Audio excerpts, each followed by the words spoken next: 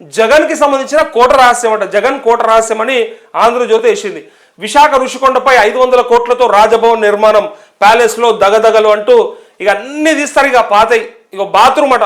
Bathroom KCR అన్నారు యాక్చువల్గా బంగారు బాత్రూమ్ కట్టుకుంటూ అంతా బంగారమయం చేసుకున్నాడు అని చెప్పారు. అప్పుడు బుల్లెట్ ప్రూఫ్ బాత్రూమ్ అని చెప్పారు.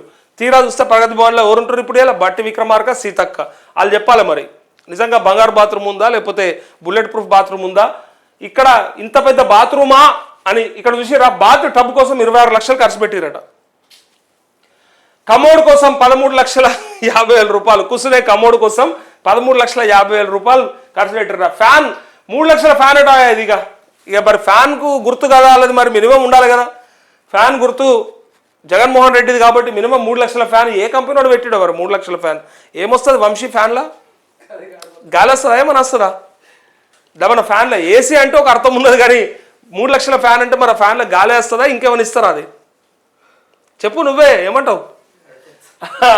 ప్యాలెస్లో ఒక్కో బాత్రూమ్ జగన్ కొందరు పేదలకు ఇచ్చిన సెంటు భూమిల కంటే 2 ఉన్నాయంటూ ఇట్లా ఉన్నోడు ఏం చేసుకుంటాడంటే ఇట్లా రకరకాల ఖర్చు పెడతాడు. ఇట్లా బాత్రూమ్ 1,00,000 రూపాయలు పెడితే బాత్రూమ్ అవుతుంది ఓ పేదోనికి. వీళ్ళు కమోడికే 13.5 లక్షలు పెట్టారు. జీతం మాత్రం ₹1 అన్నాడు. నేనేం తీసుకోను అన్నాడు. లాస్ట్కి ఏం తీసుకుంటో చూసిరు కదా ఇక ఎట్లా కట్టుకుండో. సద్దాం గాలి భవనాలను తలదన్నేలా, గాలి జనార్దన్ రెడ్డి భవనాలను తలదన్నేలా 3 ఏళ్ల తర్వాత బాహ్య ప్రపంచానికి ఆ దృశ్యాలు.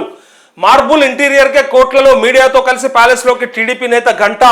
ప్రజావేదికను కూల్చిన జగన్ తన కోసం ఈ భవనాన్ని ఎలా నిర్మించుకున్నారని ప్రశ్న. ఈ నిర్మాణంపై త్వరలో చంద్రబాబు నిర్ణయం తీసుకుంటారని వెల్లడి అంటూ ఋషికొండపై అట్టహాసంగా ప్యాలెస్. అందులో 3 భవనాలు జగన్ కుటుంబానికే. భార్యాభర్తలకు ప్రెసిడెన్షియల్ సూట్ అట. భార్యాభర్తలకు, కుమార్తెలకు చెరో విల్లా సూటు. పర్యాటక రిసార్ట్స్ పేరిట అనుమతి 4 ఎకరాలకు నిర్మించింది 10 ఎకరాల్లో ముందే చెప్పిన ఆంధ్రజ్యోతి అంటూ ఇక ఈ జగన్మోహన్ రెడ్డికి సంబంధించి ఫోటోలు, ఆయన అనుభవించిన తీరు. నేను పేదల పక్షం, ప్రజాపక్షం అని చెప్పి చివరికి 500 కోట్లతో రాజభవనం కట్టుకొని ఉన్నాడు. వీళ్ళు చేస్తే తప్పనిపించదు మనకి.